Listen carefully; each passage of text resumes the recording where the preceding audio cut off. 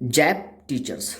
देखिए यहाँ पे जैप का मतलब होता है इंजेक्शन, लेकिन आजकल ये वैक्सीनेशन के रूप में ज़्यादा इस्तेमाल होता है। ये नाउन और वर्ब दोनों की तरीके से इस्तेमाल करते हैं इसको।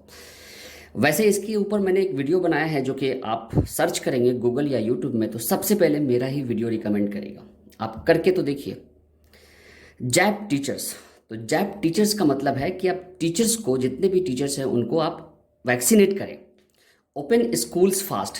स्कूल्स जितने भी हैं उनको खोले, जितनी जल्दी जल्दी हो सके आप उसको खोले। ऐसा कौन कह रहे हैं? प्रेम जी। ठीक है, अब ये प्रेम जी कौन है आइए देखते हैं। बेंगलुरु से ये न्यूज़ है। विप्रोज billionaire promoter Ajim Premji said schools in India should be opened after vaccinating all teachers quickly as the loss of the last 1.5 year is too big to ignore for school going children। अब देखिए ये इतना बड़ा sentence है, यहाँ से शुरू हो रहा है और यहाँ ख़त्म हो रहा है। तो इसमें जो बिगनर्स हैं उनको दिक्कत होती है कि सर ये जो आप टेंसेज एक्टिव पैसिव ये सब जो कराते हैं ये तो इसमें मुझे समझ ही में नहीं आता, क्योंकि इतना बड़ा सेंटेंस है, सब्जेक्ट कौन है वर्ब कौन है पता ही नहीं चलता है। आइए सबसे पहले इसमें सब्जेक्ट और वर्ब ढूंढते हैं। अजीम प्रेम जी सेड। यहाँ देखिए जो सेड है, सेड का मतलब कहा, उन्होंने कहा। किसने कहा? अजीम प्रेम जी ने कहा। तो देखिए ये वर्ब से पहले जो आने वाला वर्ड है ये यही सब्जेक्ट है। अजीम प्रेम जी सब्जेक्ट है और ये सेकंड फॉर्म है, यानी ये सिंपल पास्ट का ये है, यानी सिंपल पास्ट टेंस अगर आपने पढ़ा होगा तो आपको बड़ी आसानी से समझ में आ रहा होगा कि सब्जेक्ट के बाद सेकंड फॉर्म लगाते हैं। तो अजीम प्रेम जी ने कहा। अब ये अजीम प्रेम जी कौन है उसके बारे में एडिशनल इन्फॉर्मेशन हम सब्जेक्ट में ही दे देते हैं ताकि वो बाद में देने की ज़रूरत ना पड़े। वो कौन है? विप्रोज बिलियनर प्रमोटर हैं वो, यानी विप्रो के जो बिलियनर प्रमोटर हैं वो हैं अजीम प्रेम जी। उन्होंने कहा, क्या कहा? कि स्कूल्स इन इंडिया, यानी इंडिया में जो स्कूल्स है शुड बी ओपन। ये देखिए मॉडल्स पैसिव है, यानी शुड लगा करके बी लगाते हैं फिर थर्ड फॉर्म लगाते हैं। वैसे मॉडल्स में फर्स्ट फॉर्म आता है अगर एक्टिव होता तो, लेकिन ये पैसिव है। तो जब पैसिव होता है तो शुड के बाद बी और फिर वर्ब की थर्ड फॉर्म लगाते हैं।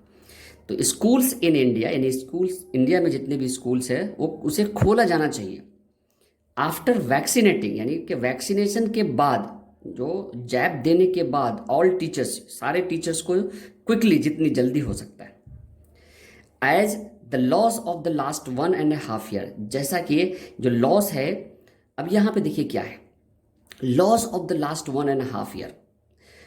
लेकिन यहाँ पे देखिए लॉस, ये देखिए loss is too big to ignore. यहाँ पे आप एग्जाम में कभी कभी इस तरह के सेंटेंस पूछते हैं कि यहाँ पे टू को रिमूव करें। तो जब हम टू रिमूव करेंगे तो देखिए ये सेंटेंस किस तरह का होगा। Loss is too big to ignore. मैं इसको आपको पेपर पे समझाता हूँ। जैसे आइए तो देखिए, रिमूव टू, ठीक है। सेंटेंस क्या था? The loss is too big to ignore.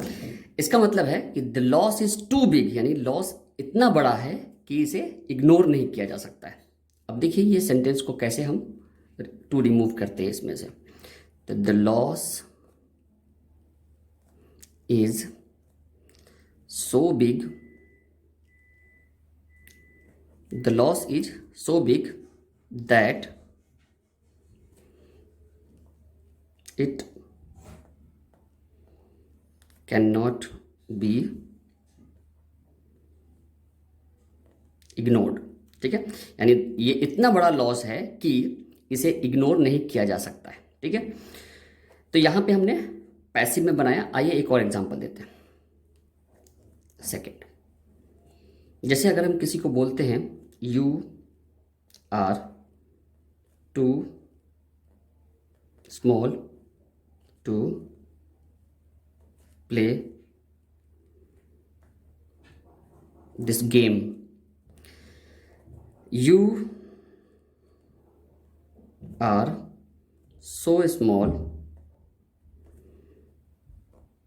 That you can not play this game. ठीक है, देखिए यहाँ पे हमने इसमें बी नहीं लगाया, क्यों?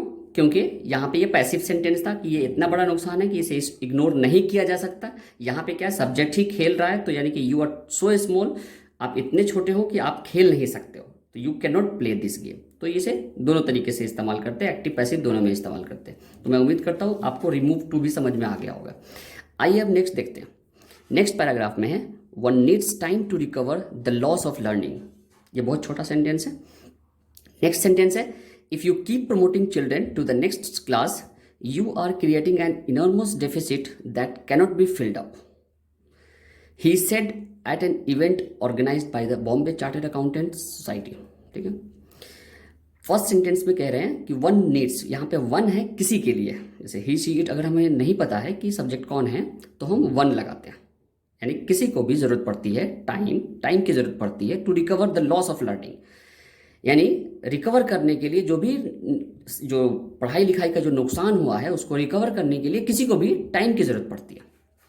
इफ़ यू कीप प्रमोटिंग, अगर आप इसी तरीके से प्रमोट करते रहें बच्चों को टू द नेक्स्ट क्लास, अगली क्लास के लिए, यू आर क्रिएटिंग, आप क्रिएट कर रहे हो एन इनॉर्मस डेफिसिट। इनॉर्मस का मतलब है यहाँ पे बहुत बड़ा, और नुकसान, ये डिफिसिट का मतलब है नुकसान, तो बहुत बड़ा नुकसान क्रिएट कर रहे हो आप, that cannot be filled up, जिसकी भरपाई नहीं हो सकती। ही सेड, उन्होंने कहा, एट इवेंट ऑर्गेनाइज्ड, उन्होंने कहा एक इवेंट पे जो ऑर्गेनाइज किया गया था किनके द्वारा, बॉम्बे चार्टर्ड अकाउंटेंट्स सोसाइटी के द्वारा। ठीक है, तो मैं उम्मीद करता हूँ कि आपको समझ में आ रहा होगा। चलिए तो फिर मिलते हैं किसी नेक्स्ट इंपॉर्टेंट वीडियो में। अगर आपको आज का वीडियो अच्छा लगा तो लाइक और शेयर करना मत भूलिएगा। चैनल पे अगर पहली बार आए तो प्लीज़ सब्सक्राइब करिएगा। मिलते हैं किसी नेक्स्ट इंपॉर्टेंट वीडियो में, तब तक के लिए goodbye and take care.